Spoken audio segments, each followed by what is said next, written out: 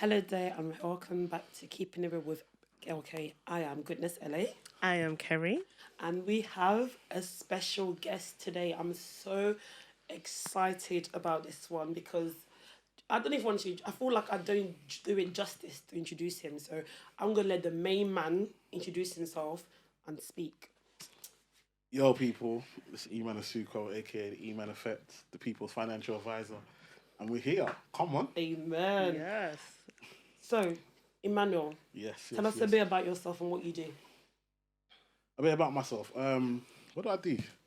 I don't know, I just been doing this. I don't even know what I do. You do so much I that do a you lot. exactly. Okay, so what's the main hustle? So the main hustle is being a husband with 4 kids.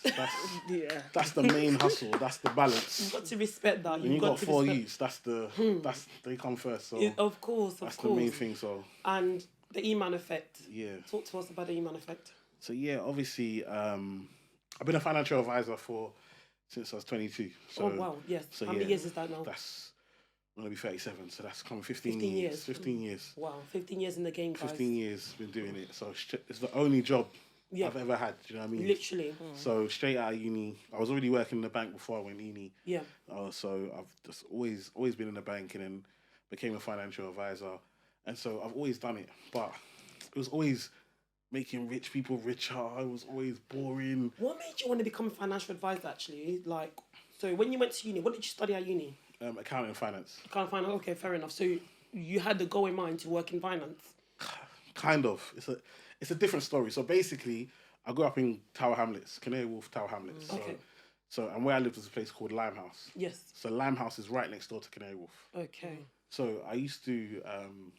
My mum used to tell us off if you left the light on in the kitchen, you're finished. Like who left the light on in the kitchen? My mum would shout. You could get beats for leaving the light on in the kitchen. Yeah. And so I'm talking one bulb. Not like there's not like spotlights and it's one bulb. Yeah.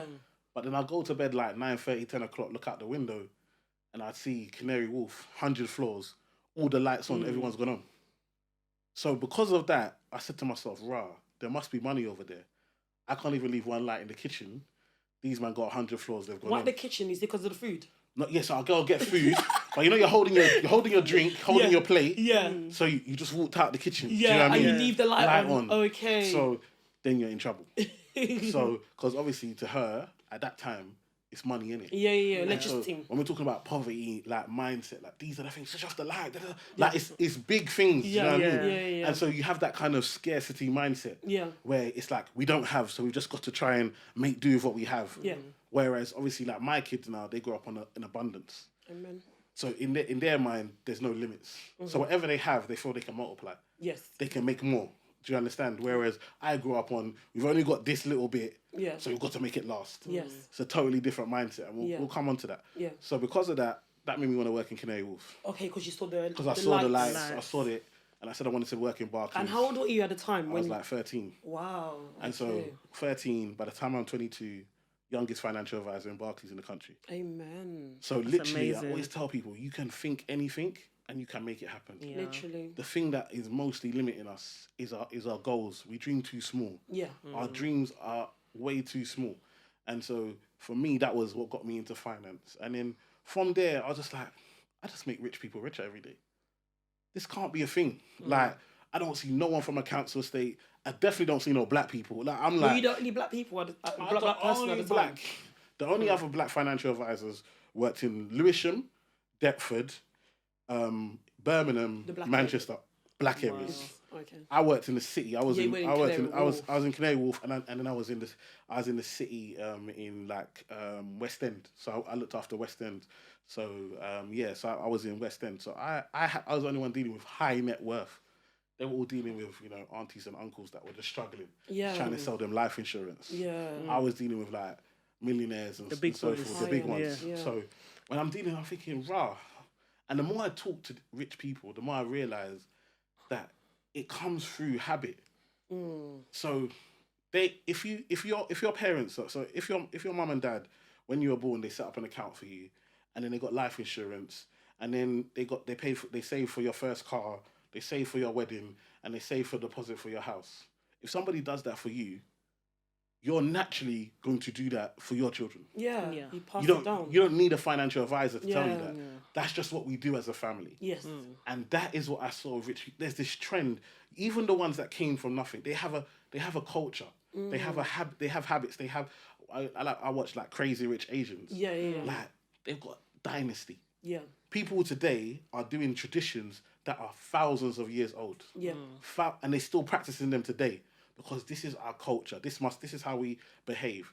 And obviously you might mix and blend a little with the modern times, but there's a core value there. And I think for a lot of us, we don't know ourselves. Yes. And we don't set up core values. That's true. So then it's very difficult for us to pass on wealth. Yeah. Because even when you make money and you pass it on to children, if they don't know the core values, It's gonna get.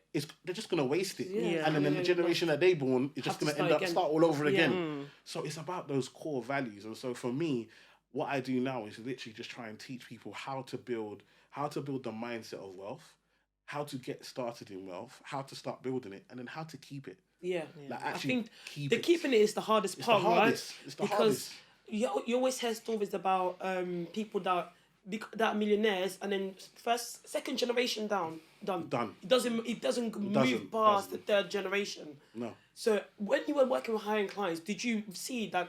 Did you see the people that broke that generational curse and made it to the third generation? No.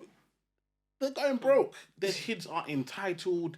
They've given. Listen, one thing about, especially when you don't have money and then you make money. So Yes. even I'm sitting down with millionaires, they're still parents, maybe working class, or their parents might have done well, but their grandparents were working class. Do you know what I mean? Yeah. So they're still not far from it. So it gave them that hunger. Their kids know nothing but privilege. Like, so and that's the problem sometimes, you make money, you start to give your kids the things that you think that they want, but actually you're giving them the things that you didn't have. Yeah. And you never consulted them on the things that they want. What do they want? And actually, if you ask most children, what do they want? I just want my mum and dad. Yeah. I just want someone to listen to. Yeah. I just want someone to show me an example of what it is to be a good person and how to. And yes, their money is there, but some of us are replacing love with money. You're buying your kids things, thinking that by buying them stuff, they're gonna love you more. They're not gonna love you more. Yep. And more time, you got kids like me. When you buy them the presents, more time they play with the box. The thing is that does the present even last? Doesn't even last. You buy something at Christmas before New Year's, It's done. It's done up. They're bored of it, or they've already broken it. It's Even done. more. So when you start to realize that, I started to realize that actually it's about time. If I really want to build all this wealth and I want to pass on, I need to spend time in building the characters of my children. Oh, yeah, to yeah. ensure they have the character and the mindset to continue what I'm going to leave for them, and not only that, but to build on top of. Exactly. Because that's how it works. You build on top of. So when you see the extremely rich, the reason that they're so bougie, because what their thing is that they know their standard and what they want for themselves and the way they want it. Only other rich people are going to understand. So that's why a lot of the time they just stick to themselves. Yeah. Do you know what I mean? They just stay in their own circles and they stick to themselves. Yeah. Because the fear is that when you start to go outside, you bring other people that don't have the culture, don't have the mindset that you've been setting up, and Yeah. then they come and destroy everything. Yeah. It's the whole phrase, birds of the feather, you flock together. So, it goes back to that. By the way, the name of this episode is going to be based on love and finance. Come on. So, got a first question for you. Right. What's the best place? What's the best place to take a girl out on your first date? Good As a modern man of this 21st century. I think it's different. I think for me, I feel like it all depends on you and how you see that person. Okay. So like, for example, for like my wife, Yes. I think I knew the impression I wanted to set, the standard I want to set. Okay. So I think I didn't take her to anywhere crazy, but I took her to a nice restaurant to let her know, look, this is how we live. Do you know what I mean? I value your time. Yeah. So I'm gonna bring you to an environment where you feel valued. Okay. Do you understand? Because I wanted to pursue more than just a sexual relationship or just, do you know what I mean? Yeah. If it's my brethren, that's a girl or whatever, we can go wherever. It doesn't matter. Yeah. Like, and my wife is not even. She's not really into material stuff anyway. Yeah. So that made me want to do it more because Yeah. I knew that she would appreciate it because it's not something that she's really into. Yeah. But I guess at the same time you got to know your pocket. One of the things is that Know your pocket, guys. one of the things is that I think for a lot of man, we, especially when it comes to the first date, there's this big expectation Yeah. that man them are gonna pay. Okay, Yeah. so you are now saying you might be with a woman and you're thinking to yourself, well, I've got to take her somewhere to a high level. Yeah. The problem is that you cannot maintain that level. Do you understand? So for you to maintain that level, you now need to go into your overdraft or credit card. You're getting in debt trying to impress. And this generation is even different, where It's mad. where Even more of yeah, a thing where where it's an image. it's an image thing, It's but there's no commitment. Oh, Yeah. there's that as well. Because everybody deserves to have their own option, and nobody. So I speak to most of my clients are women, and I speak to girls, and I see girls that are talking to guys, but because they're not in a committed relationship, they know that the guys are sleeping with other women, Okay. and they have to accept that. Does the guy because- tell them? The guy tells them because they have to accept it because they're not together. Yeah. So they're in a Yeah, situation. it's like Yeah, no exactly. strings attached. No Yeah. strings attached. And so again, because she's not gonna have sex with him, she now feels like I can't tell him not to have sex with other people. Do you understand? Yeah. And then at the same time, she's with him, but she can still speak to other guys if she wants to. But the thing about girls is that they tend to be quite loyal. Yeah. So Very, once yeah. you're kind of emotionally attached, you're now emotionally attached to this person, and so you almost treat them like they're your boyfriend, even though when you have to open your mouth and explain your relationship, you have to tell everyone that you're not together and he can do what he likes. Yeah. Yeah. And so again, for me, the biggest thing is about value. I think so before we start to seek value and validation from other people, we must first give it to ourselves. Definitely. And I think we can talk about money and wealth and building wealth and stuff like that, but the biggest thing we need to build is value for ourselves. Because until you have value and love for yourself, you're always going to treat yourself as cheap. Yeah. And if you treat yourself as cheap, then why should anybody else treat you like you're expensive? Also, would that come under like knowing your worth and stuff like Yeah, that? knowing your worth, knowing your value, Yeah. like your actual value. And that doesn't mean about, oh, I know my value, so I have to have expensive perfume. Yeah. It's about the way people talk to you, the rooms that you're in, the people that you allow into your space. When I meet a lot, like for example, one of my mentees that just finished mentoring, like she's a baby mama. She got into a fight and ended up having to getting a criminal record over it. After having a baby. Before having a baby, she got a criminal record. Then she had a kid, obviously young. Yeah. Then she had to drop out of education, and all these things happen. And what do we do? She now bases her current life based on her past life, and so she walks around with this barrier to taking the opportunities that are available to her, because in her mind her value is lower because her friends don't have kids, and they do certain things. So let's say, I don't know, her friends don't have kids, so they go on holiday to Spain. Yeah. And so she thinks, well, if my friends go on holiday to Spain, I'm lucky to even be in London. Yeah. Because you now start to compare yourself.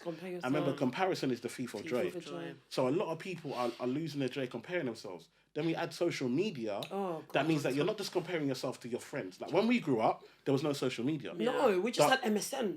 All I had people was in ends. So I could only compare myself to people that I knew. Yeah. I wouldn't even know someone that I don't know. I really don't know nothing about them. Literally. I don't know. I could never compare myself to them because I knew. But now we compare ourselves to strangers. Straight World- to the worldwide. Like all across the world, not knowing whether this picture that they're taking is the reality, or this video that they're taking. Because for me, I do content. Yeah. So when I look at social media, I look at it completely different. because I understand content. Yeah. I understand that when that person says that they'll do this or they'll do that, they're saying that for views. Yeah. You understand? They're saying that to be outrageous in order to get likes. Yeah. When somebody's out here taking a picture, that could be literally a moment. Yeah. Literally. Like literally a moment. I've seen it where people have taken pictures in planes and it's just a set. Yeah. Yeah. It's literally just a set. So the picture looks like you're in a plane. You're in a plane, but but you're it's actually actually just a in set. It's a set. Wow. You're actually on set somewhere. Mad. And you might have followed a friend to do a shoot. To do a shoot. And then you just sat down, took a picture. We catch flights, And it not looks feeders. like That's it. Yeah. And post it. Yeah. You've got a caption as well. You got a caption. And then remember, you can put your location wherever you want. Yeah, it's true. You can actually. You're in Peckham, but you're saying you're in Paris. You see what I'm saying? Like, do you understand what I'm saying? Yeah. And it's all fake. But to a normal person, they would obviously take it literal. You take it And literally. the thing is Yeah. that in the settings, it looks like you're in first class as well. You know? Exactly. And this is what's happened. We have this generation is losing like critical thinking. Yeah. So what that means is to challenge what you see. When I give talks, I give talks at private schools. Yeah. When I tell you the questions that I get when I give talks at private school, you understand why people pay for private education. Seriously? Because they're taught not to believe anything anyone says. Yeah. Oh, Your wow. teacher is just a human being. Fantastic. In fact, your parent is paying the teacher, Yeah. so the teacher Yeah. works for you. Yeah. They walk around the school different. Wow. Do you understand? Yeah. And so when someone talks, they challenge everything. Yeah. Yeah. And so because of that, they go further. Yeah. A lot of us, we are conditioned, especially that school. Remember, the education system here Yeah. was made after the war, Yeah. so you could go and work. Yeah. So you're taught not to challenge. No, you're taught to be an employee. And be an Employee, employee. yeah. So you're taught not to. You're not. This is your authority. So your teacher's authority, just like you have a supervisor. Yeah. Your teacher has a boss, which is the head teacher. Yeah. Just like you have the main. Do you understand? Yeah. It's all just like you have your break at certain times. Yeah. You go to in different lessons. It's all based on you being ready It's for the workplace. systematic as Yeah. well. And so what we have to start doing is the mindset, because we have to go through that education because we need it in order to get jobs and start building wealth. Yeah. But we also have to understand what's happening to us. Yeah. And so now we have to start looking beyond that and saying, what are we doing to build ourselves? Yeah. Like, what else can we do? What else can we learn? What do we have? And that's why I talk about value. The first value is to love ourselves. The second value is, what value can you add to yourself that will allow you to add value to others? Yeah. I always tell people, if you can add value to others, you can always make money. Amen. You can always make money. And there are 365 days in a year. Why do we only get paid on 12? That's If you did a test and you got 12 out of 365, That's a big failure, you know. you can't even show your parents. They will send you back to Africa. Literally, that's the one way. Yeah. That's a failure. big. Do you know what? I never thought of it like that as well. When you put it in that aspect, wow. Yeah. But that's how we're living. Yeah. Yeah. We're living, and I'm telling you, there is money to make every single day. Every day, there's an opportunity to make money. But we don't think like that. Yeah. Because we're told, let's go get a job. And there's nothing wrong with 9 to 5. Yeah. But I need you to see 9 to 5 as an income stream rather than your only income. Yeah. So if I've got a 9 to 5, I need to think, what can I do with the money I've got left over from 9 to 5? What can I put that in to create another income? Yeah. And then when I create that other income, I take the money from that to another income. Yeah. They said Yeah. the average millionaire has 7 streams of income. 7. Yeah. And you have one. And you're clapping for yourself because you've got a company car. I don't understand. It doesn't. These are things that you have to understand. And this is how I see it. Yeah. If somebody can afford to pay you a salary, give you a company car, a company credit card, imagine how much money you're making there. Yeah. It's true. When you start to work, when you really understand business, Yeah. it's normally the way salaries work is that you want whoever you employ to bring you 4 times the amount of value. So if I'm paying you 20k, you need to be making me 80. Yeah. Whether that's in time spent doing other stuff, whether that's in revenue, whether that's in sales, whatever it may be. That's the optimum. Some of these lower paid jobs, maybe it's 2 times.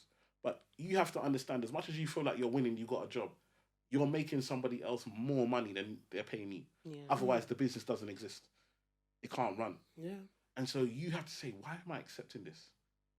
I know that I am basically living somebody else's dream. Somebody else had a dream to create a business, and now they can afford to hire me. Why am I settling for that? And why not make up your own? Why not make up your own? Or why not use that money to invest and build and start to build stuff for yourself? Yeah. So when it comes to relationships, the biggest thing for me is that I need a partner. I feel like sometimes we're so focused on like breasts and bum and this. The superficials. It means nothing. It means nothing. And you know, like even when I talk to Mandem, I'm like, listen, like okay, yeah, you went out with this girl, but listen, once you've had sex with that girl a couple times, you'll see another girl. You're ready to dump that girl. Yeah. The girl that you thought was amazing. Amazing. That was before you can sleep. You're thinking about it all day long. Yeah. Now you're ready to cheat on her. Yeah. So that goes to show that the superficial is not enough. No. It's Yeah. not. The connection has to be deeper. Otherwise, how many? I see the same man. How many girls do you have? How many can you have? Like, At the same time. no, as in how many times will you get into a relationship, get with a girl, do all of that, break up, and then get another. That same cycle, How many times can you repeating do it, that yeah. cycle? In this generation, I feel like it's everlasting, ever ending. Like, I always tell the man them, like, you will lose money chasing girls, but you'll never lose you'll never lose girls chasing money. Yeah. Never. The opposite will never happen. Yeah. If a girl likes you now, when you make more money, She'll still like you. There, yeah. Do you understand what I'm trying to say? If not, even the level of your girls is going up. The more you're. Yeah. So for me, invest in yourself. Invest in what you're doing. But we're out here thinking that, oh yeah, now that we all for banter. So you can sit down with a man and like, yo, bro, you guys what? And literally brag about her, yeah. It's nothing. Do you understand what I'm trying to say? Yeah. And for women, I feel like when I sit down with women, it's like, oh yeah, I know women that they're doing so well in life. But unless they're married with a kid, they feel like they haven't achieved nothing in life. Yeah. No matter how much success they've gone. Yeah. That's wrong. That's like, especially like African. That's cultural. Yeah, that's cultural. We gotta break that. Yeah. Because I see many African women that are in relationships where they're being abused, where they're being cheated on, where they're not being treated right, but they must stay because they must be married. Because their identity comes from being able to say, I'm somebody's wife. That was it. And there's more to you than that. Much more. And actually, you don't know what's waiting out for you when you come out and be yourself and start to interact with other people. Yeah. So for me, I feel like, again, we have to love ourselves, and sometimes we have to pick ourselves. Yeah. So you see, I don't have too much friend. Like, this whole friend thing is it's overhyped. Is it because the more the older you've gotten, the more pickier and smaller your circle has become? Yeah, definitely. Yeah. The more, especially the more success you get. Yeah. Like after, like now, I go out. You think I know everybody in the room? I don't even know people, but people know me. They know you. Of Do you understand? Yeah. And it's not. It's nice. It's nice that people know you and whatever. Yeah. But at the same time, it doesn't make a difference to me. Yeah. Like that's not what's important for me. I've got close friendship circle. I've got people that I can, when times get hard. I told people we did a pandemic. You know how much I really loved. Oh, that was on definitely an lockdown. indicator. Your phone was dead. Your phone was dead. People are trapped in their house and they still didn't phone you. Still don't call you. Just checking on you. Just to check. How are you? You look on the news to say 10,000 people died today, and no one thought, how you doing? How you doing? What? That was like the true test of friendship. Come on. So of anything, literally, even family members, you know. Come on. So these are the things where you have to start saying, okay, so so now that everything's open, now these same friends will phone you, oh, we got to move. Are you coming? And if you say no, they want to make you feel bad. But I could have been dead. You wouldn't even know. You wouldn't know. I could have been on life support. You lot wasn't even checking me. Literally. So again, it's about what you're doing with your energy. And I think for a lot of us, we don't respect our energy. We think that it's the only thing that we respect is money. And so what happens is we say, when we make a certain level of money, now we're going to act different.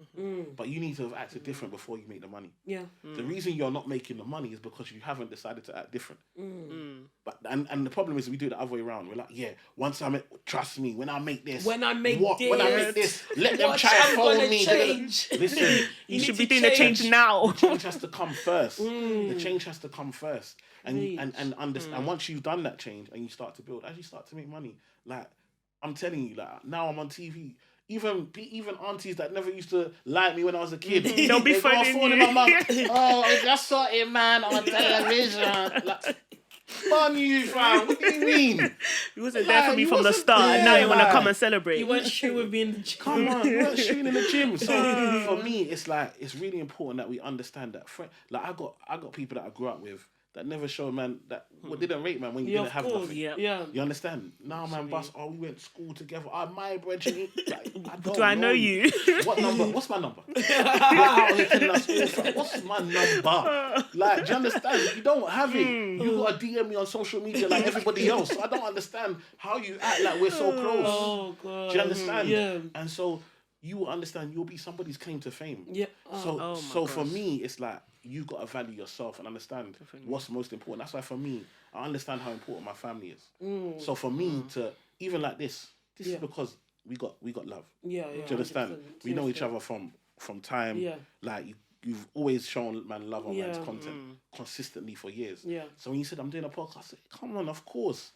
I got people that pay me to go on podcasts. I'm too busy for money. It's not a money thing. Yeah. Do you understand what I'm trying to say? Real love. It's not a money thing. It's what's important. I got people pay me, Eman, I'll pay you to come on.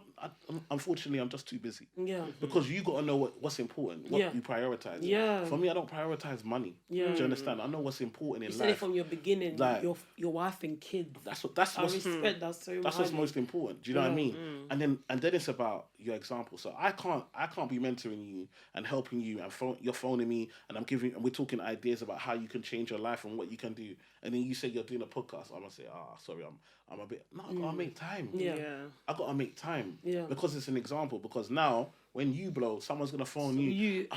The Judah, can you come? Of course, I'm coming. Yeah. Because and that's how we do it. We each one teach one. Yeah. So right, you know what? E-man's busy and he made time for me. So obviously I've got to make time and that's how we grow as a community. Yeah. Of course. The problem is with too many individuals. Yeah. Too much. One of us is gonna become a millionaire. Yeah. No, I want multiple. We can be doing it together. Can't we all do it? Do you understand? It's not just 1 millionaire. What's better than 1 millionaire? 2 millionaires. Come on, even in the workplace, you go to work and man, that one black person and they're trying to act like, oh no, there's two of us now. Yeah. Do you know what? Angry that you're here. I don't like it when that happens, you know. Yeah. I don't do that sometimes.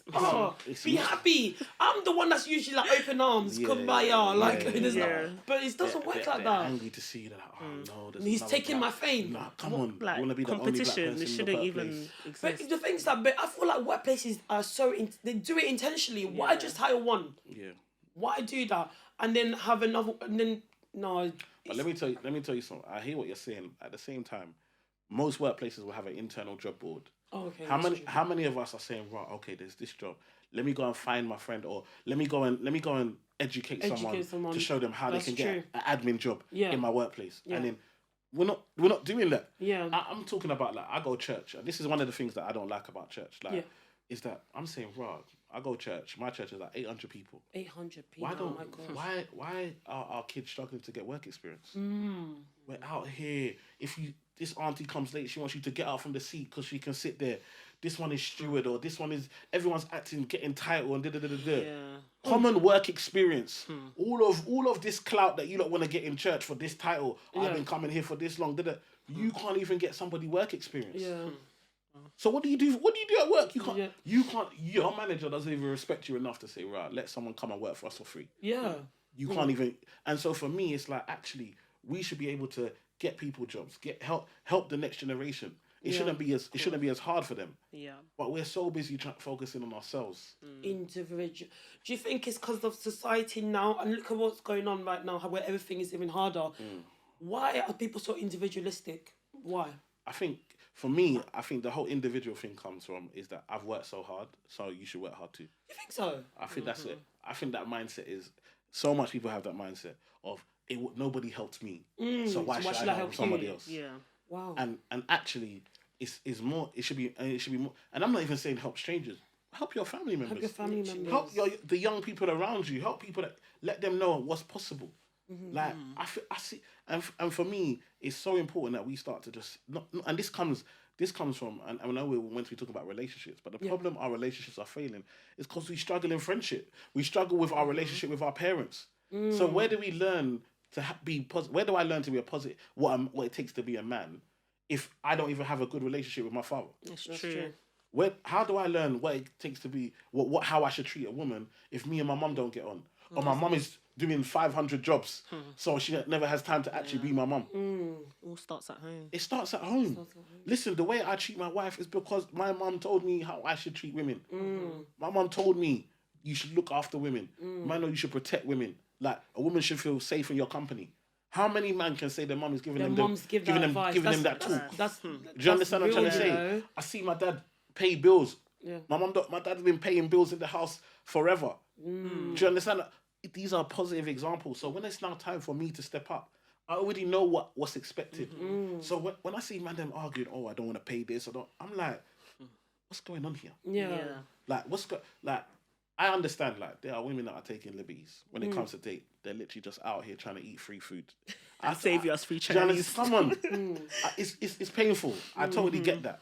But at the same time, it's like, I don't know, for me, I don't even feel like a man if I'm out and I'm in the presence of a woman who's taking the time to look good, smell good, get ready, be on time, come to spend time with me, and I'm out here trying to say, let's go 50-50. disrespectful. It's mad. And the thing is that a lot of it comes from man them going to places that they can't afford. Yeah. Yeah. For me, and again, and this is, you're trying to carry women that you can't carry. Leave her to the you're 25. She needs a 35-year-old. She needs a footballer. She needs a drug dealer. She needs somebody. You understand? It's not you. It's not you. Know your level. Yeah. You're trying to carry girl, and you know Cut that your this is cloth, not. man. It's not for you. Like, if you know your money's Nando's, find a girl that's happy to go to Nando's. Literally. Like, There's levels. Find your level. because at the end of the day, this is a resource. And some of us are spending so much money on these dates, dating, then at the end, when you now add it up, I got the video, you've eaten your deposit. Some of us have eaten our deposit. Today we are in our mum's house, Madness. in a bedroom, sharing a room, sharing impress double girl. bed, all because to impress women. And you spent 25, 30K over the last 2-3 years on dates and holidays, and then today you have no deposit for your own house. Crazy. Then you'll be blaming society. Don't eat your deposit. Do you understand? It's balance. It's balance. I'm not saying don't have a good time. I was like, man, you don't want us to enjoy it. No, please enjoy. Enjoy. But not at the detriment of yourself. Exactly. Not at the detriment of your future. Not at the detriment of your generation. And that's the thing. We think too small. Goes back to what you're saying. Some of us don't dream big enough, No, do we we? don't. I see man them, this is my end. What do you mean? You don't even pay council tax. You're talking about claiming this the is whole my area. end. I don't understand. You don't do. What do you do for this? Nothing. And you want to claim? It's mad to me. Like, I see me. I'm thinking Richard Branson owns a whole island. And it's true. What do I want to claim Peckham for? I want an island. There's levels. Do you understand? There's Literally. levels. I'm trying to think big. I'm not trying to limit myself. Yeah. But I think for a lot of us, we only know the little corner that we have, and so that's how we get trapped. That's why I do believe in travel. I do believe in learning about other people's cultures and Definitely. because these things are enriching. Like when you see what other people have done and learn about and go to experience other cultures in other countries and like, wow, this is how people are living. You get inspired. You get inspired. I went to Malta the other day. These men, I saw a parking lot of yachts. I said, Lord, you've done for others, you can do for me. Yeah. Like, they're parking yachts. We're out here buying £500 a month cars, and you only earn £1,000 a month. Then when you add insurance, when your tire break, you cry. You're crying. Where are you finding this? You can't afford it. Do you understand? But it's all for show. It's all for pretense. For me, and remember, the car's going down in value. That's the Literally. thing. So you're spending all this money on something that's going down in value. Whilst you live in your mum. If you kept that 500 and you just Ubered, some of us, where are you really going? You work from home. Where are you really going? That you need a whole car outside. Exactly. When Uber exists, you can Uber when you go out. Uber come home. Yeah. You can even do rent a car for Yeah. the day if you need something more. Do you know what I mean? Yeah. Yeah. And keep your money. I'm not saying don't enjoy it. I'm just saying enjoy it and make sure that you are still building for yourself. Yeah. We don't live to a budget. We pay all our bills. Whatever's left over is to the wind. This is it. It's whatever is. It can just be spent. Yeah. Yeah. No, we got to start putting ourselves on a budget and saying, look, this is my budget. And if I'm courting a girl and I'm saying, look, rah, you know what?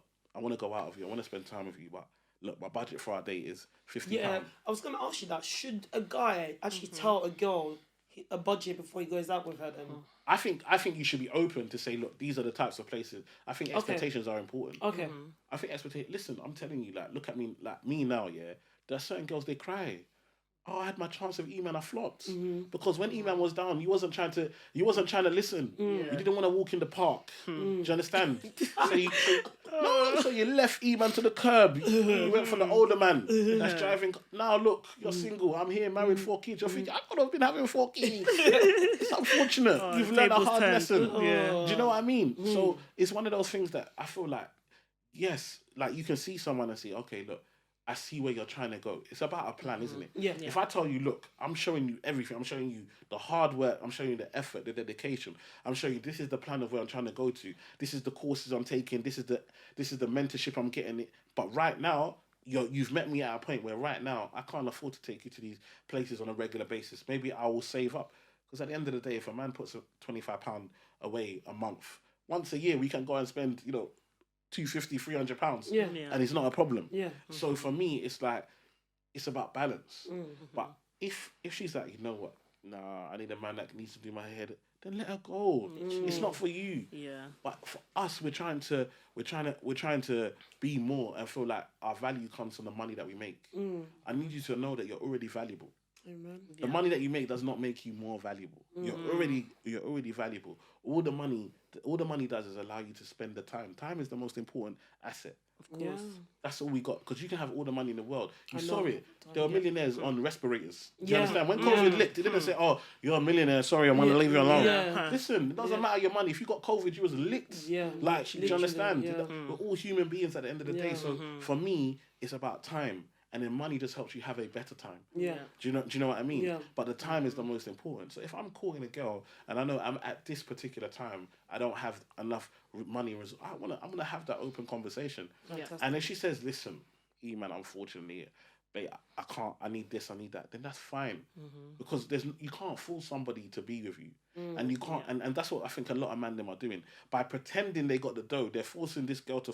Sometimes it's not even the girl's fault, because she only knows the standard that you set. Yeah, especially And if she's just in told the you that beginning standard, you set that standard so Yeah. high. Come on. Yeah. And you're acting like you're on this big salary and you're doing this big job that you work. Like, I see, man works in the bank.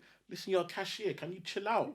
Like, do you understand? You don't earn that much more than people in McDonald's. So don't start acting like because you're in the bank or whatever you work in admin. Like, do you understand what I'm trying to say? Yeah. Let's be humble with understand with where we're position, at. yeah. Do you Your understand? position. Sometimes people be boasting, I work in this company, I do this, I do that, but know where you're at and and be proud of that. Yeah. Because I'm not defined by where I am today.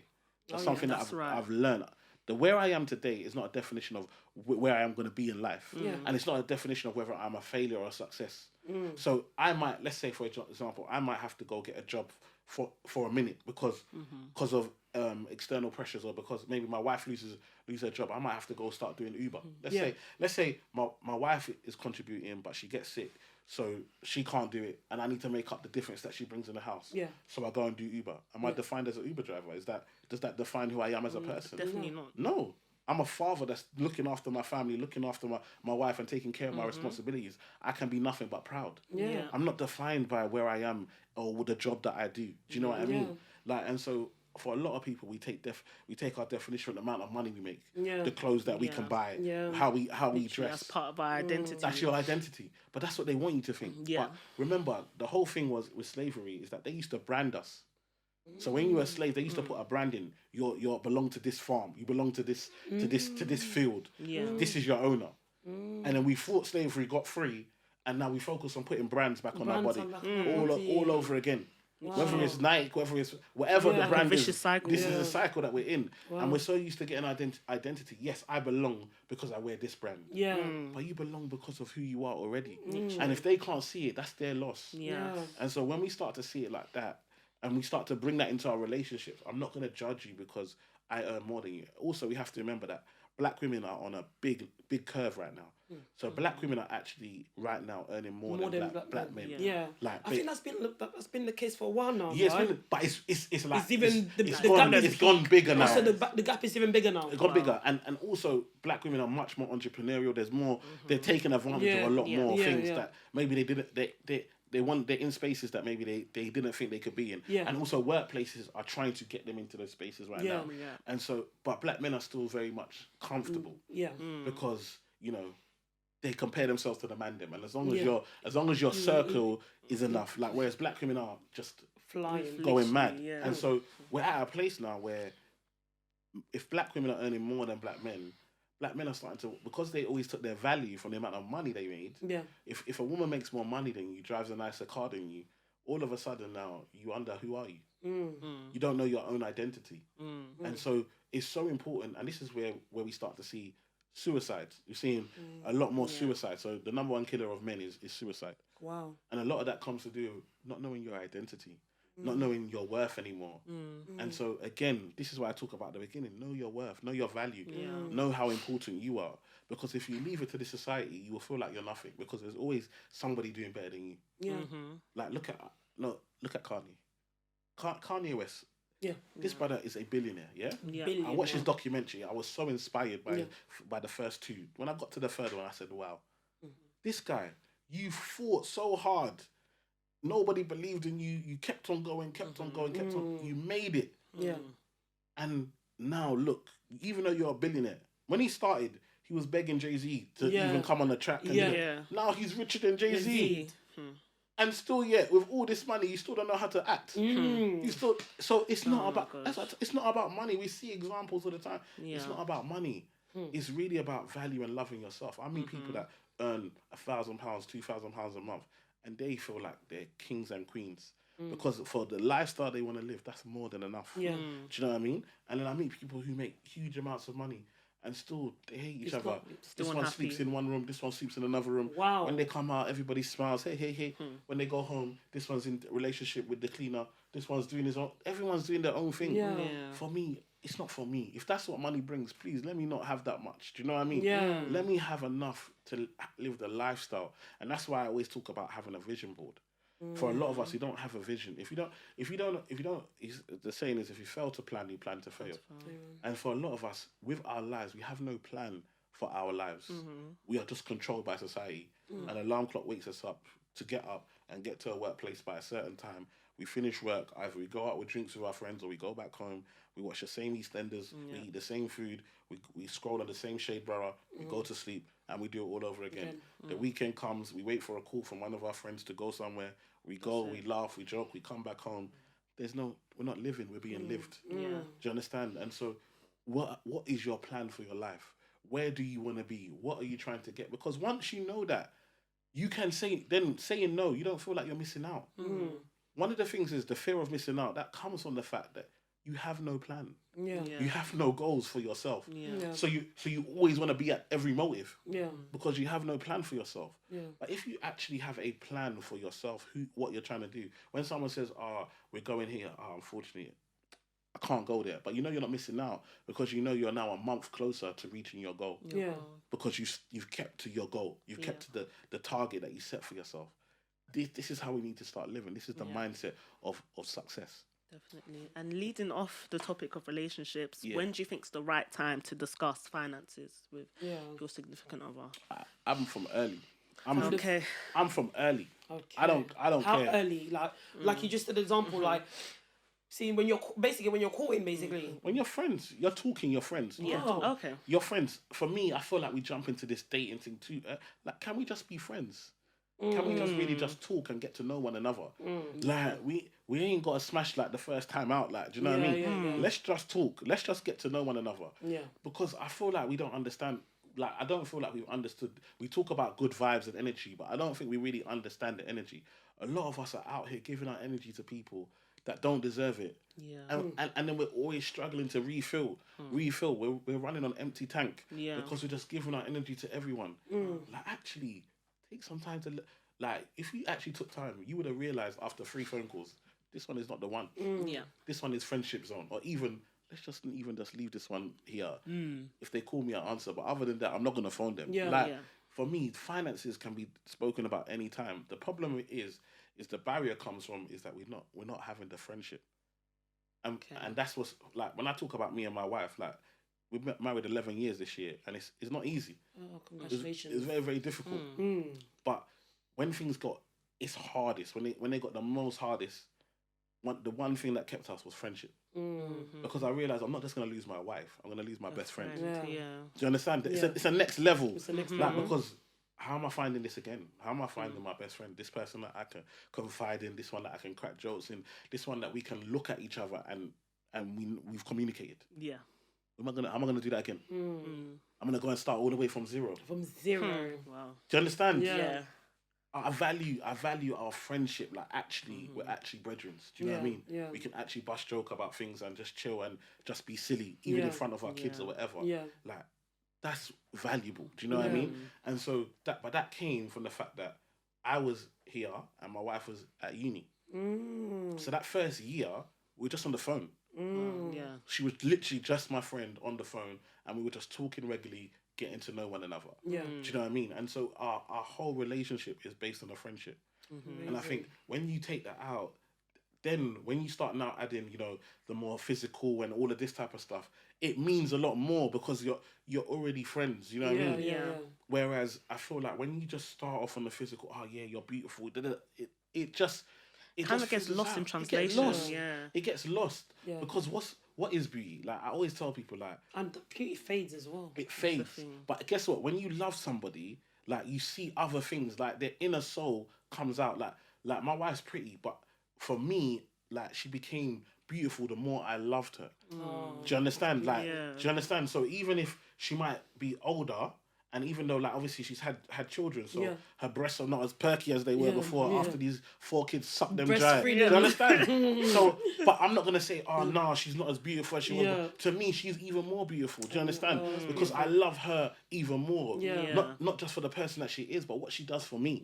The things the sacrifices she's made for me. Do you know what I mean? Like, but I don't know if we're looking for that no more. I feel like it's so Instagrammable right now. Literally, like couple goals thing. Couple goals. Couple goals, and then divorce. Like, and it's no disrespect because sometimes divorce happens and so forth. But my point is that the couples that you think, look, everyone was Jay-Z and Beyonce until we saw them in the lift. It was a madness. Are you gonna withstand that? No one was ready for this. Like, you don't look like, of course, that's their job. I don't think we understand that for a lot of people, this is their business. There are people that are together right now who know that they're going to make less money being apart. So they have to be together for business. So it's a business deal, but you are out here judging every relationship, saying, if I don't have that, I don't want it. I'm posting it everywhere. But they don't even have that. Exactly. Don't be fooled. We have to be ready to work on it. For me, every conversation should be open. Like, you should be sharing your goals, sharing your dreams. Like, I meet people, you fall in love, then find out that the other person wants to go and move back home. And exactly. You got you don't even want to even. You don't even want to you don't even want to go on holiday. You don't even want to go on holiday there. This person wants you to leave your whole family, everything, and go retire, man. You could have found it out early. Like, I don't think we understand the commitment that we're about to make. For me, everything was about marriage. And marriage is two become one. And so if two become one, what am I trying to hide? I do relationship couple stuff and with couples, and oh yes, I need this. I need to keep our money separate. Are you not married? Why would you hide money from your partner? Like, I don't mind you having separate accounts. But why would your partner not know how much money's in that account? I don't understand. Why would you? It baffles me. Do you understand? You made 500 people leave their yard, come to a wedding, spend all them hours there, and you said to have to hold sickness for better, for worse, everything. You did the whole play. And now you're hiding. And now you're hiding bank accounts. That if you die, they're gonna go and give her all the thing anyway. Exactly. It doesn't make no sense. But I don't think people really understand like what they're committing to. I don't think they understand how big the commitment is. Like, literally, this person, like, when you think about marriage, this person will inherit anything you leave, this person will have. So if your parents left you money, that this person, half of that money is theirs. Whether if you got a business account and your money's in your business account, that when you die, that business will become her business. Any money in it, that's hers. So what are you hiding? Like, what are you trying to... So for me, it's about having these open conversations. Not just about money, but about what you expect in a relationship. Like, and let people know how you want to be treated, how you expect to be talked to. Like, people feel like, oh, if I have a standard, it will make people run away. Let them run. Than to be in the wrong type of relationship. And if you don't ask, you don't get. You don't get. Do you know what I mean? But do we have this standard? Probably not. Why? Because we maybe had failed relationships, or maybe we've had different issues that we've been through in life. And that's why I say the biggest thing we got to do is work on ourselves. You got to love 100%. Yourself enough to know when something's good or not good for you. Definitely. My next question is, how would you go about splitting bills with your significant other if it was to So, come like, to that for example, like we do it. So we do it based on the value of how much we earns earn. more. So like we have all the bills. So we don't separate the bills. So my wife has all her bills. I have all my bills. We put it all in. We know the sum total of all of that because it's all our money anyway. And then I just pay 70% and she pays 30%. And then we just put that in. How did you get to that agreement? Is it by looking at what each person earns? Looking at how much she earns and brings in, how much I earn and bring in, and that made sense. Because what I don't want to do is go 50-50. Because if you go 50-50, I'm crippling my wife. To make her match me. I need her. I don't want my wife to come. Oh, I need to buy a tampon. Can you give me like? That's crazy. That's crazy. That's mad to me. Like she needs to be free. Like even like things like simple things like driving. I said I made my wife drive. She was there. I'm not gonna be picking you up every. I'm gonna be taking my kids on bus. Yeah. Some men don't want to empower that, but I understand. I have to empower my wife. Yeah. Yeah. Like, I have to empower her because at the same time, she's more with my kids than I am. Yeah. Yeah. So I can't say I love my kids, but I don't love my wife. Yeah. If I love my kids, I must love my wife more. 100%. Because the energy I put into my wife is the energy she puts into my kids. Yeah. And again, a lot of us don't understand this how energy works. Yeah. But if I look after my wife and my wife feels empowered, she feels like a queen. She is going to put that into my daughters. She's going to put that into my sons. And they are going to grow up feeling that same empowerment. They're going to see their mum doing everything. And they're going to know I can do everything. Do you understand what I'm trying to say? And so for me, it's so important that when it comes to bills, we need to make sure that we're not crippling one another. Yeah. She's matching me 50-50. And at the same time, also, it doesn't mean that I pay 100%. Yeah. Even if I can afford to. Because sometimes, again, it can bring resentment. That's something people don't talk about. But if one person is paying all the bills, when I come home and I see you on the couch, I'm vexed, you know? Because I know I've been at work, my boss has been talking to me anyhow, Wow. I'm tired. Yeah. And you might have only just got to that couch now, but in Yeah. my mind, you've You've been been there on the all couch day, all day. all day, while I've been Wow. having to deal with all this outside. Yeah. Do you understand? Yeah. So sometimes there still needs to be an element of contribution. Yeah. But I always say, although I make much more money than my wife, when it comes to what we bring into the relationship, Yeah. I'm playing catch up. Wow. Like I'm trying to match what she does. Yeah. Because not only does she look after the kids, she looks after me, she looks after our house, Yeah. and she still has a cake business. Yeah. Do you know what I mean? Exactly. Where she brings in money. Do you know what I mean? Yeah. And so when I look at all that she does, like Yeah. at the end of the day, how do I make money if my shirts are not Ironed. ironed and are not washed and not clean? Do you know what I mean? How my wife cuts my hair? Like, do you understand? She's not going to the barber no No, more. I don't go to the barber no more. From the lockdown, she, like when lockdown happened, she just watched some YouTube videos. Yeah, Boom, that's she started cutting my amazing. hair. Yes. So it's one of them things that there's so much things that my wife does for me in order for me to be the E-man effect. Do you understand what I'm trying to say? Yeah. Even like my emails now, my wife does my emails because obviously because of the lockdown, cakes went down. Yeah. So I was like, cool. I'm not gonna hire someone else outside. Yeah. I'll just hire you. Yeah. And so she's now here doing the operations, running the business, talking. So even though I'm here, Yeah. if anything comes in, she's still making me money. Yeah. Do you understand what I'm trying to say? Yeah. So for me, sometimes we put too much emphasis on the financial. Oh, I bring in X amount, you bring it, so I'm more important. Yeah. It's the wrong mentality. Yeah. Because we have to look at all the facets of what goes on to make you tick. Yeah. Like I understand what's needed for me to tick takes a lot out of my wife. Do you understand? So I need to make sure whatever I can bring financially, I help, because you know what it's like with kids. Kids are a lot. Yeah. Not one, not two, but three, four. Four, literally. At any time, anyone can just have an explosion. Yeah. Literally. Don't know why. Don't know what caused it. A tantrum. Anything can happen. And she's having to deal with that while I'm out here doing cheese and exactly. doing enjoyment. Do you understand? Playing the entertainer. Exactly. So I've got to respect that. So then when my wife says, "Oh, you know what? She don't even need to say nothing, like, let's go out." Yeah. Do you understand? Let's go out. So you don't have to worry. Let's pay babysitter, sit with those kids. Yeah. You just be my wife. You're not gonna be a mum today. You're just gonna be my wife for the next however many hours. Yeah. That's what is required. Yeah. Because I'm playing catch up. Yeah. I need to do these things so she can feel like she's appreciated because she does a lot. Do you know what I mean? Yeah. And so sometimes I feel like with this whole money thing, we put so much emphasis on who makes more. Yeah. And as in that person is more important. But actually that person couldn't function without all that's being done by the person that makes less. Yeah. Yes. I like that one. The question. So what's the biggest lesson you've learned during your time in your relationship? So it's coming up to 11 years. First of all, Round of applause. No, I think the biggest thing is about just how selfish we are as human beings. wow. I think one thing I definitely realise is that our natural instinct is to think about ourselves Yeah. and how we feel, Yeah. because only we know how we feel, right? Yeah. And so a lot of the time, you can feel like, oh, I've done this, I feel like this, but when I started to actually feel like, how does my wife feel? Yeah. How does she feel? Let me try and understand from her point of view. Yeah. Let me try and understand how she may have taken this. Yeah. Like, actually, everything got a lot better. Mm. Like, even like simple things like, I don't know, I like to be open. Yeah. Like, I just like to be open. So I might say stuff and people think, you're talking too much. So like for me, yeah, for one of the big things, I grew up around Caribbeans, yeah. So I grew up on that culture of like a man doesn't go down on his wife, yeah. Okay. Like that this was open. I'm that type of guy. So I've definitely always been like that. Yeah.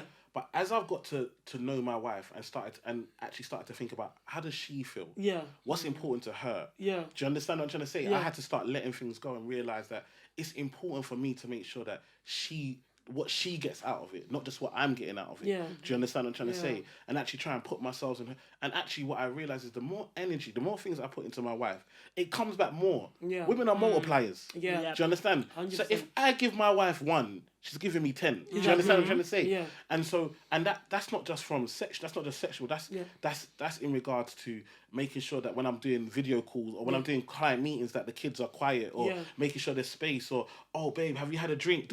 Like things that I'm not thinking about because I'm so focused on these things are happening. Yeah. And so actually one of the biggest things I learned was actually I need to put my wife first. Yeah. Before everything. Yeah. Before everything. So like even now, for example, like now, I'm at the top of where I've ever been. Like I'm doing more than I've ever thought I ever wanted to do. And so congratulations. and I realised that actually I haven't, but to get there, my wife has had to sacrifice a lot. 100%. And actually I said to myself, I've got to, even though I'm at the top, I've got to put her first now. Yeah. And so I was like, she was getting tired of the cakes, you know. She's been doing it 10 years, like since we got married and so forth. I was like, what do you want to do? And she didn't know. And then I was like, oh, have you heard of like business analyst? Yeah. I paid for her to go on a course. I paid for her to do an exam. I did babysitting with the kids. I put the kids to bed to make sure that she can study. Yeah. I've linked her with friends and all. And even now that I'm emailing, I'm on TV. Like I've realized that I've got to put this woman first. I've got to make sure that this woman understands that I value all that she's done. Yeah. And by doing that, I see that she has energy to help my kids with their homework. Yeah. I see that she has energy to even, just for us to bounce off ideas and so forth, because she's my partner. Do you understand? But if I was just focusing on, I'm E-man, I'm doing well, you should just be happy for me, keep cheering me on, that's your job, I make the most money. Yeah. It builds resentment. It builds issues because she has a life before me. I think sometimes when we get, like my wife, she took man's name. Like, do you understand? Yeah. So she lost her name. She came to my family. Yeah. She goes to my parents' house most of the time. Like, all of our kids have my surname. Do you know what I mean? Yeah. So she's given up so much. Like, she did a degree beforehand. Maybe she wanted to go and do other stuff. Yeah. But she sacrificed that for like she's given up so much. Yeah. And she doesn't wake up with complaining or anything like that. All I gotta do is just put her first. Just really understand what's important to her. What's gonna make her feel better. And I'm telling you, and it's not at a loss for me. Yeah. It's the best investment. It's the best gain I can get is by just making sure that she understands what's happening, she's comfortable with it, and she feels a part of it. Yeah. Do you know what I mean? And I think that's one of the biggest things I learned is that actually, yes, E-man, like you may have certain things that you want to do. Yeah. But just how does your wife feel about it? Yeah. Just check in, like, how is she feeling? Yeah. What does she want to do? Where is she trying to go? Like, I can't be on the internet and all these people talking about, E-man, you motivate me to do this and you're my inspiration to do, and my wife resent me. Yeah. Makes no sense. It makes no sense. I can't be this guy everyone looks to and my kids are like, who is this man? Yeah. I gotta be at home. Yeah, definitely. Like I gotta be there. I gotta be helping with their homework. I gotta be taking them to school in the morning. Yeah. I've gotta be a part of their lives. Yeah. Like sometimes we are so focused. Like, and it happens a lot again with pastors. Like pastors will be pastoring the whole church, and their relationship with their family is mad. Because every day you're in this building. Yeah. You're never at home. You're never at home. Yet your family is your first ministry. So for me, my family is my first ministry. That's also my legacy. Yeah, I can't build a business legacy and and not build a family legacy. Yeah. So my family have to be there, and so it's beautiful to me. Like when my kids, I will go and see them have breakfast, and they'll be watching my shows on the television. Oh, that's beautiful. It's like it's crazy to me. Like they sit there, they watch it, and they like, yeah, that's my dad. Anything is possible to them. Do you know, anything is possible to them. But it's so important that I understand that yes, I could want to make more money. Like I could want to make more money. In last year, I went from 5 days a week to 3 days a week Oh yeah. because I realized because of the lockdown, my kids weren't getting the grades that I wanted them to. Yeah. So I realized I had to be around more. I had Yeah. to be more active in their learning and be around for them to make sure that they could pick up. Yeah. Like this year, I've gone back to 5 days again. Yeah. But that's the important. I need to be around for them. I Yeah. need to. That's my. I can't. If they're not failing, I'd rather make less money and make sure that they succeeded. Yeah. Than make more money and then fail. And then fail. Yeah. And so for me, it was really like these are the big lessons that I've learned. Yeah. And like I said, there's nothing I can give to my wife and it's wasted. Yeah. Sometimes you buy her flowers, Listen, the joy that she got from me buying those flowers, Yeah. trust me, Yeah. 10 times, I'm getting 10 times the benefit. Yeah. It's an investment. Yeah. Like investing in my wife's happiness is the best investment I can make. Long-term investment. It's a long-term investment that never in deficit. Yeah. I'm never in debt. I've never lost money making my wife happy. Yeah. I'm always winning. And that's one of the biggest lessons I learned.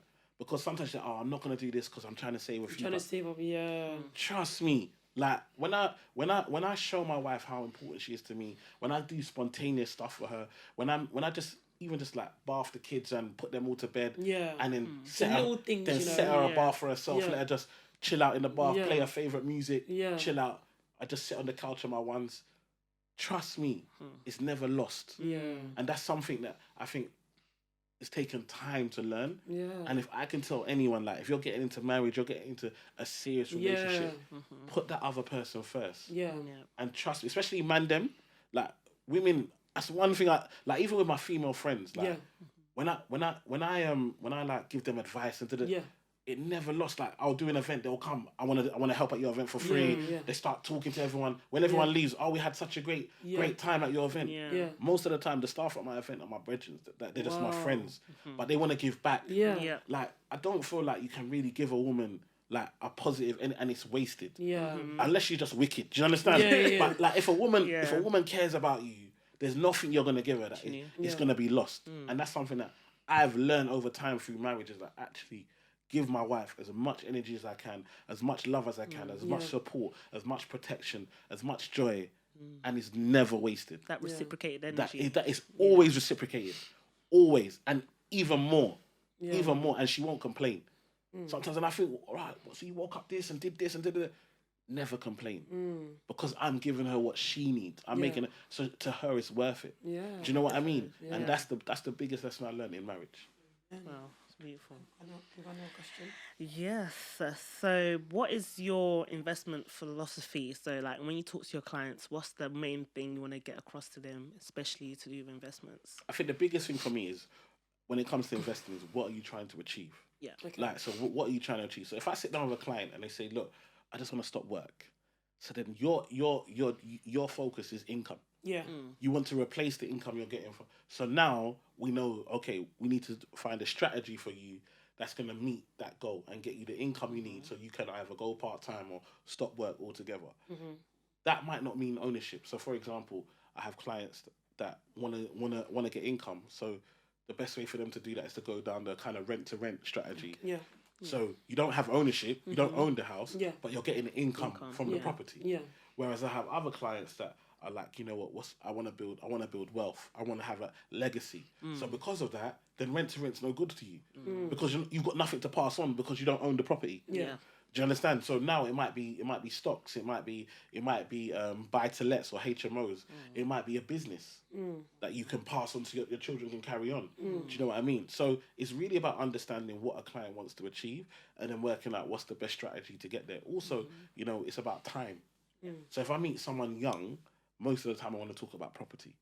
Because property is something that we've seen, especially in the southeast. Yeah. Every 10 years it's doubling. Yeah, literally. So the earlier you get in, the earlier you get the better, because it's going to double. So you don't want to get into it 20 years later, because now you're paying twice the amount that you would have paid if you done it 20 years ago. Do you understand what I'm trying to say? So if I speak to young people, I'm like, let's try to get that property ASAP. If I speak to someone that maybe has kids, maybe we're looking at some life insurance to protect, so to make sure that if anything happens to you, there's a legacy of money that your family can use to carry on. Do you know what I mean? Yeah. And so we might be talking about that. Other times we're talking about stocks in regards to, like, you know, actually having ownership. And this one is about, for a lot of people, we spend money with all these brands, but we are consumers. Yeah. And actually, we can become owners just by owning the shares, Yeah. because we are the reason the share price is going up. Oh yeah. Our spending in the, because we not just spend, we then post that we spend, and then other people go and spend. Yeah. So actually, if we owned it, now we are not only benefiting from these clothes that we love to buy, but also we're benefiting from the fact that the share price is going up Yeah. Yeah. because they're doing well. And so for me, it's about ownership and having that kind of portfolio and having that over time. Yeah. So there are so many different ways to make money. Like I love business. Yeah. I think in the UK we don't focus on business enough. Yeah. I think that's more of an American thing, actually. It's a big American thing, but that's why Americans have more millionaires. That's true. And people think, Majority of it's just a bigger place. But Yeah. even if you do it on average size, Yeah. Americans have more millionaires because they focus on business. Yeah. Their key focus is business. And that allows you, when you have a business, that allows you to make the income that you can then go and invest. Remember, people are millionaires because of their assets, not because of their income. Yeah. And people forget this. So you'd be like, okay, if like a footballer might earn, I don't know, 100k a week. Yeah. But if they don't invest the assets, once they start football, they go broke Yeah. Yeah. because the money stops. Yeah. So people are millionaires because of their assets. So the assets that you own, whether it be a business and it's valued at 10 million or whatever, or whether it be a property portfolio that's valued at 10 million, it's the assets that you own that make you a millionaire. Yeah. Yeah. An average millionaire typically earns about 100k a year, which is what you could go and earn that working for somebody. You don't, Yeah. do you know what I mean? Yeah. But it's about the assets, and so for me, it's about ownership. When I see what happened to like Child Q, when I see what happened to a lot of that is because we are in positions of we have no, we're not in positions of power. Of power. Yeah. Do you think if there was a black police officer there, it would have been different? I would hope. I would Yeah. hope that it'd be different. Yeah. I would hope if there were black teachers there, Yeah. it would be different as Yeah. well. Yeah. I think, and this is why, again, like after Child Q, I was always like, no, my child can never work in the police or whatever. Yeah. Like, I haven't got a good relationship with the police, you know what I Yeah. mean?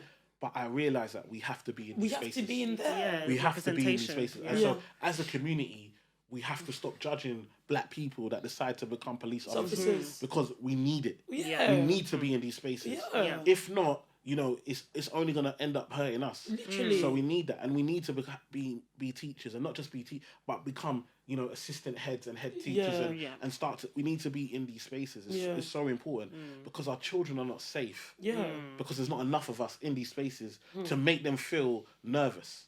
Because it's one thing if you do something and you get external pressures. Yeah. But if you get it internally, so you know that if you do something to a black person, you're going to have to go and speak to your black colleague. Yeah. That's going to give it to you. Yeah. All of a sudden, you're going to act different. And also, if you are around black people, you become less intimidated. Yeah. Do you know, like, I remember when I used to work in the city, I'll be in a suit at 7 o'clock in the morning going to work. And these guys will see me and cross the road. You're Suit, tie, stop everything. it. But it's because they don't interact with us. Yeah. The only black people they see are in films and Yeah, you yeah. know what I mean? And so And that's usually a negative. negative gun shooting, Yeah. or obviously the news portrays these Negative images This many as people well. got killed, or Yeah. this one stabbed this one, or whatever. Like, and I always tell people the number one killer of white people is white people.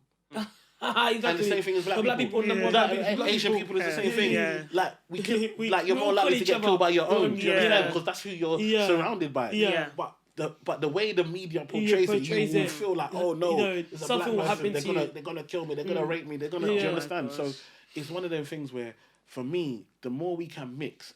Like, yes, love ourselves and empower ourselves, but the more we mix and walk in these, people start to say, oh, I know E-Man, he's a cool guy. Yeah. So all of a sudden, I walk down the street, I see a black boy with a hoodie, I'm not nervous. Yeah. Because if I saw a white boy with a hoodie, I'd just walk straight. You wouldn't even think of anything. Yeah. But that person, that white boy could have a knife in his pocket. You don't know what that person's got. Yeah. But the perception is, if a group of 3 or 4 black boys together, it's a gang. Yeah. Actually, we just finished school. Yeah. We're just walking home. Yeah. You understand? Yeah. And so it's about us being in these spaces so that white people can start to understand, okay, this is how we are.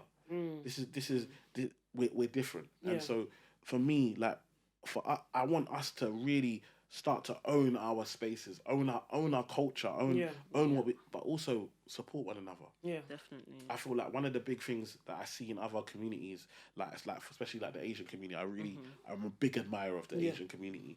And one of the big things, like, they do together. Yeah. When they get married, they move into their parents' home, and, Yeah. and nobody blinks an eye. They're not. Yeah. If we get our first job, we're already on Zoopla Rightmove, looking at where can we rent. Like, we can't wait to leave Get out. To out. get Why? out. Yeah, I understand. And we've got nothing. We've got no Yeah. assets. We've got Yeah. nothing. We're just ready to get into that train, because what we don't understand is when you now rush to rent, now you're forced to work. Yeah. Now you're forced to work. You have to get this job. Have to get Yeah. this income. You're now a slave to your boss. You're Your putting boss a lot of knows. stress. Listen, when I used to apply, when you apply for jobs and they hear that you're married, they're happy. Yeah. When they hear you got kids, they're happy. Yeah, because Yeah. they know that you're gonna you work. You're actually gonna work. You got to work. You got responsibilities. Mm. And so what we start to add responsibilities to us way too early. So we don't have time to be creative. Yeah. I might want to be a musician. I might want to start a business. I can't afford to do that because I've got rent to pay. I've got all. But Yeah. you could have stayed in your parents' house and really had time to think about what do you want in this life. Yeah. Where do you want to be? What are the Yeah. things that you enjoy? Yeah. Yeah. And so for me, it's so important for us to actually start to see our family unit as our first potential business. Yeah. That's how Asians see it. Yeah. Mm. They see that the mum, dad, children, nieces, all of a sudden, if I go to the bank and there's 4 of us, we're all working, even if it's on low, even if we're all earning 20k, 25k, Yeah. Yep. the bank is going to be happy they know that mortgage is going to get paid. Yeah. Yep. They're going to sign that off. Mm. We're trying to go with our 120k on our own and wonder why we're not getting nothing. Mad. Do you know what I mean? Yeah. Yeah. And so, we need to start seeing ourselves as a foundation, as a business. Yeah. And so we can work together. But then we also have to start being comfortable being in spaces, because you're gonna be in spaces.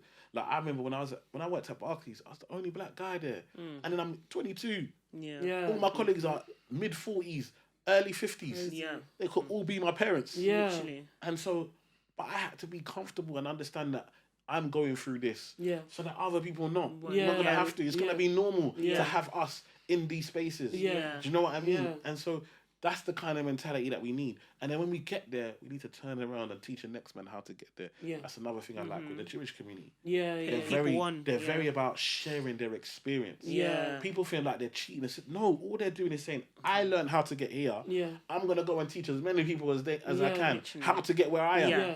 I'm not afraid that I might lose my job or Yeah. or if there's too many of us. You know what I mean? I'm Yeah. not afraid.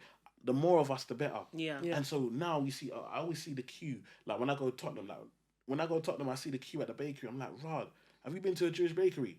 It's expensive. Yeah. It's cheaper. It's cheaper in Tesco. Right. But they understand. When I buy this, I give to a family. Yeah. I can give to their children. That Yeah. can and it's important to them. Yeah. Yeah. We need to start making it important to us Yeah. that the money, the resources that we get when we work all this hard, Yeah. it's important for us to make sure we give it back. Back, especially in our community. Within our give- community. Yeah. And that can only happen through having businesses in the first First place. place. Yeah. Yeah. And that's a problem. We don't have enough businesses to fill the gap. Yeah. How many hair, how many lashes, how many businesses we do in these same sectors? Yeah. We need to start stepping out and start Yeah. saying, look, I'm making shoes. Yeah. Do you know what I mean? Yeah. I'm making things that I'm making shirts. I'm making like things that we need. Fill the gap. Yeah. We need to start filling that gap. Yeah. And then once we do that, we then need to say, okay, even if it means I have to travel half an hour further or it's going to cost me more, Yeah. I'm happy to spend. Yeah. Yeah. Yeah. I'm happy to And give go back the distance. Yeah. and go the distance. Oh, fantastic. One last question: what would you give? What advice would you give to single women in 2022? Single women. Single women I think the biggest thing is that that are actively looking for the one. looking for the one. Yeah. Oh my goodness. I think it's very hard. Yeah. I think it's hard, but one thing I do say is that when I speak to especially my successful black women that Okay. are single, Yeah. I ask them, "Are you active?" They're What not do you mean? active. Like Active they're not in what? out. They're Like not Oh, out. okay. Dating Dating. Like, they're not out. Okay. They're not even in an environment. But Forget dating. everything's online though. But then how do you meet somebody? You have to be in environments. You have to be if you know that okay, you want a certain level, go to the networking meetings. Yeah. Go and networking. If you know that okay, I want someone that's doing. Go to the business meetings. Go to the engineering networking meeting. Put yourself in these places where you can meet people. Do you know what I mean? And so, a lot of the time you're not being active. It's a numbers game, isn't it? Yeah. You're trying to find one. Like the chances of you to just walk to the first person you see and that one be the one, or the first person you date, that one be the one, those numbers are low. So you need to put into your mind that, okay, I'm going to have to meet quite a lot of different people before I find the one. Yeah. Now, yes, it's important to have standards. Yeah. But what's most important is to have values. Yeah. I always tell focus on the values of a man rather than like your standards. Or you must be this tall, or you must, you know what I mean? Because you might miss out on the one that because of the people divorce because of the values. Yeah. The values change. No, because during the relationship they feel like they're not being treated well. Yeah. Or they feel like the way the person talks to them or the way the person treats them. These are the reasons people divorce. Yeah. Not because he was because he wasn't tall enough or because he's short. Do you know what I mean? Yeah. That's not the reason that you're divorcing. So don't focus on these things that are superficial. Yeah. Focus on the core values of what do you want from that person? What's really important to you? What are the things that you can also what can't you stand? That's one thing I always say, like I didn't with my wife, I didn't just focus on what was good about her. I had to find out what's negative about her. And can I deal with it? Can you deal with it? I'm like, your madness is nothing to me. Like, you know what I mean? I can manage that. You know what I mean? And so those are the really important things. But for me, it's also about adding value to yourself. Because I feel like now you have to stand out more. Okay? Like if we're adding numbers, there are more women than men already, yeah? Yeah, there is. So the numbers is already messed up. Yeah. Then we think about how much man is in prison, how much man are just bums, Yeah. how much man is gay. Yeah. If you start adding, I want Christian, Yeah, bruv, exactly. It just comes the a thing bit is, small. it's just The it's pools wild. get smaller. Smaller.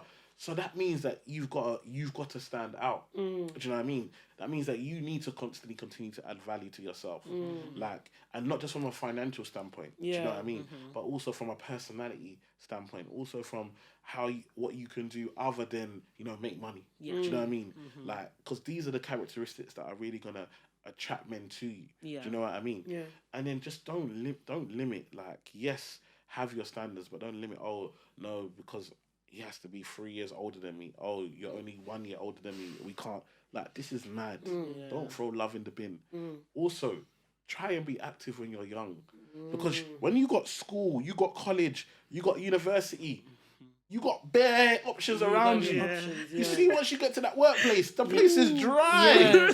Like, you're now networking. So be active in regards to create friendship groups. Make sure you're meeting people, because again, when you never know, you go to someone's birthday party and you meet the one. Do you know what I mean? Yeah. But you're not invited to the birthday party because you got no friends. You understand? Yeah. So you have to be active in regards to being social. You are trying to find a partner. Yeah. Like, you might. So if you limit it all on who you know, your chances are lower. If you have a group of friends that you now it's who they know. Yeah. Now they might know someone for you. Yeah. I think even online, be careful with this online dating, because you have to understand that a lot of men, because of online dating, they got so much option. Tinder swindler. Like, look what man was doing. Look what he was doing. We look at the options he had as well to do it too. But he knew exactly. Yeah. You see, he knew the type. You need a time. Yeah, because he's run through the options. He's been running through the options, so he comes up in his little pool. Yeah, so he knows exactly the type of woman that will fall for the... Yeah, exactly. Do you understand? So, man, them know the same thing. They know the type of woman that I know from a few if a man comes in and he's just talking about how sexy you are, he's already let you know that he wants to smash. If you're there blushing, you're just going to be another beat. Do you understand? Yeah. So you've got to start valuing yourself and saying, right, you know what? Yes, I might be lonely. We have to have these honest conversations. Yeah. Yes, it's lonely. Like, I want to have a partner. Yeah. Yes, I want to be with someone, but not at the detriment to myself. Yeah. Like, I can't put myself down in order just so I can say I have a partner. Do you know what I mean? And so, yes, you are single, but that doesn't mean you are incomplete. Yeah, don't settle. Like, it doesn't. It doesn't. Like, I think people find that, when I find I'm complete, you need to be complete before. You need to be complete in yourself. Yeah. Because even when you get together, everybody's changing. Yeah. You think I can still talk to my wife the same way when we met? It doesn't work. She's not that person anymore. Yeah. And she better not be. After 11 years, you better have evolved. Yeah. You better have learned stuff from life that makes you think, okay, maybe I don't want to do that no more. I'm evolving. I'm getting better. Yeah. And so I always need to check in with her. Like, what do you still like this? Is this still your favorite color? Yeah. Like, do you know what I mean? Yeah. Things change. Yeah. Like, Yeah. do you know what I mean? So it's one of those things where you don't feel like, oh, I'm gonna be the complete wife or the complete person, and so when I meet this person, we're together. And listen, you just be you. You just be comfortable in who you are, and know that when you meet your partner, you're gonna be the right person for that partner. Do you know what I mean? And they're not gonna ask you to change yourself, but you're naturally gonna evolve and change anyway. Yeah. I think sometimes we are changing ourselves in order to attract something, but when you attract it, now you have to keep this facade. Yeah. Do you know what I mean? Yeah. It's like me saying, oh, you know what? This is not a couch, it's a car. And so I put wheels on it, and then I get a steering wheel, and I start. Yes, I can make it move, but it's not a car. Not what it is. Do you understand? So somebody wants the couch, let them come and get the couch. Don't start trying to make yourself be something else, and then you're not really that. And so now you're forcing it and forcing it. Eventually you'll get found out. Or eventually you just get tired of the facade. Yeah. And when you show your true self, the person's like, well, I didn't sign up to marry you. Yeah. And now you're divorced anyway. Yeah. But maybe now there's children in the mix. Yeah. So now you've put other people's lives in the mix. Do you know what I mean? Yeah. All because you wanted to force it. So it's really important that you take the time to know who you are, know what type, and then just meet people, be out, be social. Even if it means meeting girls, like you don't have to just be like, you might meet girls who might have brothers, who might have friends, who might Cousins. cousins. Literally. Do you know what I mean? So just be out, be social. The more people, the bigger your network, the more likely you are to find a partner. Yeah. Yeah. It's just a numbers game. Do you know what I mean? But have your barriers, because again, I know everyone's free, everyone's owning themselves, but trust me, this whole beating, it's a madness. Like the ties that you have sometimes, and also it's just like you have to also think that a lot of man is ego. So you might say, "Oh, body count," and I totally respect it. But a lot of man is ego. When I'm my wife, I want to be proud and walk. And a lot of man, no matter how much they should be able to forget, if they feel like, rah, 5 of the batch have already smashed, it's difficult. It's difficult to think that your brethren can close his eyes and see you naked. Huh? Yeah. Do you understand? It's difficult for men because of ego. Yeah. Because of how we are as men. And so it's really important. Like, yes, I know, like, everyone be free and do your thing. But just understand that a lot of the time, what you are bringing in is now affecting why you can't keep relationships. Do you know what I mean? Yeah. I was watching this Married at First Sight. Okay. And there was Yeah, I watched that, and there was the woman, she had this really nice guy, little nice guy. And she was like, oh, he's not rude to me. Is that what she said? Yeah, he's not dominant. He's not dominant enough for me.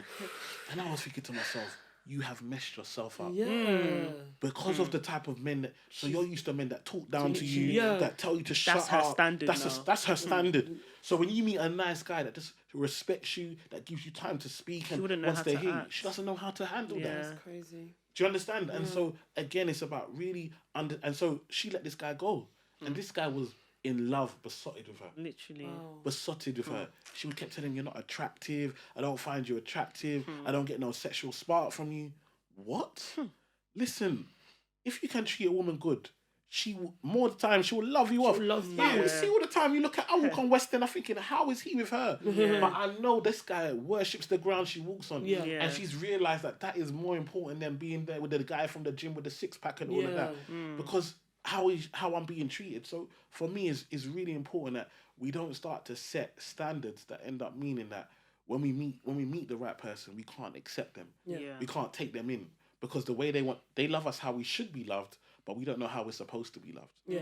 So again, it's about working on yourself and understanding how I'm supposed to be loved, how I'm supposed to be taught to, how I'm supposed to be treated, what I'm supposed to, and don't create standards that are actually negative and not good for you. Yeah. And I think when you do that and you focus and you now start to meet people, you start to socialize, you start to focus on friendship rather than relationship. Yeah. Like me and my wife had a real friendship. When you start to focus on having a friendship with this person, it quickly turns into relationship. Yeah. But if you don't focus on friendship and you're just focusing on the sexual and the physical from the beginning and the finance and fly me here and it's all just enjoyment. Yeah. Which becomes boring. It's not real. How many times can you fly out? How many times? Like, it's not real. Yeah. Like what's real is like I'm like me and my wife. Sometimes the best thing is when you get the kids to sleep. We just sit down. My wife get a little wine. Me, I drink water or Coke or whatever. Do a little cheers and just watch and just enjoy the Enjoy time. each other's Yeah. company. The We're peace and together, quiet as well. just the quiet. Like we've accomplished, we've achieved something. Do you understand? Yeah. These are the moments that we can really, or when we like when I'm driving on a trip and I'm like driving 2 hours, Yeah. and I'll be on the phone to my wife the whole time so I Yeah. don't fall asleep on the way or whatever, Wow. and we would just talk, reminisce about old stories, Yeah. and I'll find out new stuff about her that I didn't know, even though we've been married all this time. Yeah. That's what it's about. It's not. Literally. It's not about what the snaps for Insta and da da da. It's really about the connection. Yeah. And so for me, that's what you want. You want to connect with someone that you can, no matter whether times are good, times are bad, you still want to be with that person. Yeah. Yes. That's what you're looking for. And so for me, that starts with friendship. And when we start to put, if a single woman can put friendship first, not friend zone, like you've written them off, Yeah. like, but actually build a friendship with that person, Yeah. then build up. I think that will help anyone. Fantastic. One last question. So wrap it up. Are men intimidated by women that earn more than them? I want to say no, but I think the reality is yes. Yes. Yeah. I think the reality is yes. I would Yeah. like to say that there are men that are not, Yeah. but I think But like they're quite rare, aren't they? they're very rare. And I think what we have to understand again is a lot of men take money as their value because typically men have been earning more Yeah. and have been the breadwinner, and that's what we've been taught. So you take your value from what how you can provide. Yeah. Whether that's providing security, providing financially, and it's mainly been the financial. Yeah. Yeah. So I think a lot of men do take it from the financial point of view. But I think also what you have to understand is how the woman behaves when she has more money. I think that's the main issue that men are kind of scared of. I've seen some wild stuff like Have you Like with women where- that earn more money earn more money. than their husbands? Like the husband. power dynamic. The power I can dynamic imagine. is mad. She's talking to him. Are you a man? Are you really a man? Like, I've seen a woman spit in a man's face in Tesco. gosh. Spit in his face. Like, shut up. what? Are you Spit in his joking? Like- face. I'm seeing him. Like God forbid. sometimes That's again, wild. women, sometimes a man can feel like, oh, she's not going to talk. So I always tell the story that obviously I was making more money than my wife. Yeah. When we first got married, my wife was at home the whole time. Okay. Then recession happened, and it affected banks big. The first recession happened 2007, affected banks big, and all the financial advisors got made redundant. So I had to go and become self-employed. Yeah. Which means I haven't got no guaranteed income Yeah. anymore. I'm using our savings and just trying to. And my wife was doing cakes, and at that time, her cake business was picking up. Yeah. So my wife had to step up, and she was paying more of the bills and all of that type of stuff. Wow. Yeah. Her energy never changed. My wife never told me, "Oh no, we're not. You can't think about having sex when you ain't got no job or you're not making enough money." Do you understand? Yeah. Yeah. She's not talking to me. Oh, you go and cook. Like, do you understand what I'm gonna Yeah, say? yeah. Or wash your own clothes. Do you know? Do you know what I mean? She understands I'm hustling. I'm Yeah, trying. Do you know what I mean? yeah. And within a few, because she still gave me that, I could focus on getting a new job. Within a little while, I got a job. Then I found another one. I'm back on, and everything was back to normal.